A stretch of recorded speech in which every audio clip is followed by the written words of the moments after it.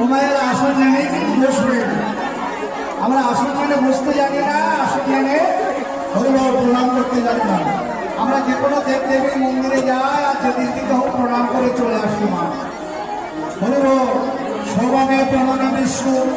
যখন তারা দেবতার উদ্দেশ্যে প্রণাম করবেন প্রণাম যখন কোনো দেবতার উদ্দেশ্যে প্রণাম করবেন না তখন দেবতাকে বাম দিকে রাখবেন। তখন যখন কোনো দেবীর উদ্দেশ্যে প্রণাম করবেন মানে কালী দুর্গা সুন্দরা মনসা এদিকে যখন প্রণাম করবে আপনার ডান দিকে দেবীকে রেখে প্রণাম করবেন। সবানে প্রণামে বিষ্ণু আমার প্রথমে স্বাস্থ্যের কথা দক্ষিণে শক্তি শঙ্কর